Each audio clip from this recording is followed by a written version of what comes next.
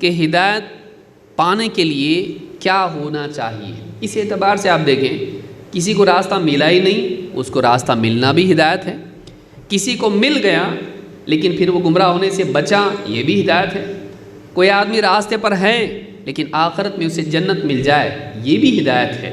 تو ہر اعتبار سے ان تمام مراتب کی ہدایت انسان کو ملے، اس کے لیے اس کو کیا کیا کرنا چاہیے، وہ کون سی چیزیں ہیں جو ایک انسان کے لیے ہدایت کے اسباب میں سے ہیں، اور ہدایت کس کو ملتی ہے، ہدایت پانے کے لیے کیا کرنا چاہیے، ایک ایک کر کے ہم کچھ باتیں دیکھیں گے۔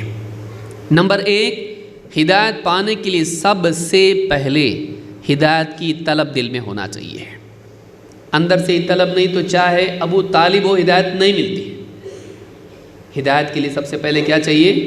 اندر سے ہدایت کی طلب ہونا چاہیے، ہدایت کی جستجو ہونی چاہیے، آدمی کی نیت ہدایت پانے کی ہونا چاہیے، سیدھے راستے پر چلنے کی ہونا چاہیے، ایسے انسان کو اللہ ہدایت دیتا ہے۔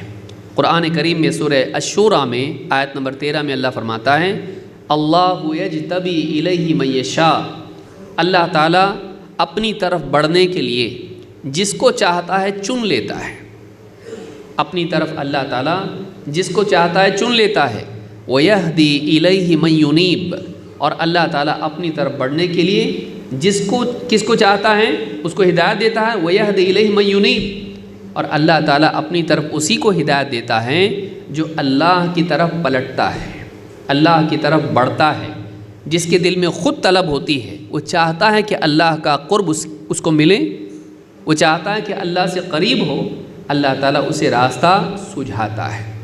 یہ سورہ الشورى کی آیت نمبر 13 ہے۔ اس سے معلوم ہوتا ہے کہ ہدایت پانے کے لیے ہدایت کی طلب ہونا ضروری ہے۔ اندر سے اگر طلب ہے تو پھر ایسے انسان کے لیے اللہ تعالیٰ ہدایت کو آسان کر دیتا ہے۔ قرآن کریم میں اللہ تعالیٰ فرماتا ہے، وَالَّذِينَ اهْتَدَوْا زَادَهُمْ هُدًى وَآتَاهُمْ تَقْوَاهُمْ، وَالَّذِينَ اهْتَدَوْا زَادَهُمْ هُدًى وَآتَاهُمْ تَقْوَاهُمْ، جو لوگ ہدایت کو اپناتے ہیں، ہدایت کو قبول کرتے ہیں، ہم ان کی ہدایت کو اور بڑھا دیتے ہیں۔ ہدایت کو قبول کرو اور ہدایت بڑھے گی۔ وَالَّذِينَ اهْتَدَوْا زَادَهُمْ هُدًى وَآتَاهُمْ تَقْوَاهُمْ، اور ان کا بچاؤ بھی ان کو ہم عطا کرتے ہیں، پرہیزگاری تقویٰ ان کو ہم عطا کرتے ہیں، جس سے وہ گمراہی سے بچتے ہیں، شیطان سے بچتے ہیں۔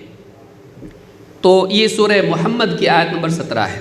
ابن کثیر رحمۃ اللہ علیہ فرماتے ہیں، ای والذین قصدوا الہدایۃ وفقہم اللہ لہا فہداہم الیہا، جو لوگ ہدایت کا ارادہ کرتے ہیں کہ ہم کو سیدھے راستے پر چلنا ہے، گمراہی میں نہیں جینا ہے، جو لوگ ہدایت کا ارادہ کرتے ہیں اللہ تعالیٰ انہیں ہدایت کی توفیق دیتا ہے اور سیدھے راستے کی طرف رہنمائی کرتا ہے۔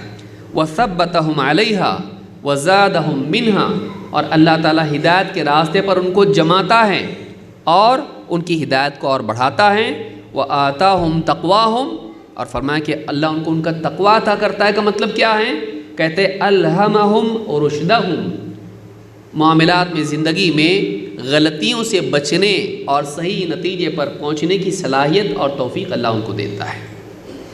ایک انسان سیدھے راستے پر چلتے چلتے بھی بھٹکنے کے امکانات ہوتے ہیں، تو اللہ تعالیٰ ان کو بچائے رکھتا ہے، بچنے کی صلاحیت بھی ان کو دیتا ہے کہ سیدھے راستے پر چلتے چلتے بھٹکنے سے بھی بچیں، گمراہ ہونے سے بچیں۔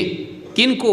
جن کی چاہت دل میں ہوتی کہ ہم کو بھائی غلط نہیں جانا ہے، ہم کو سیدھا راستے پہ چلنا ہے، ہم کو اللہ کے قریب جانا ہے، اللہ ہم کو جنت میں جانا ہے۔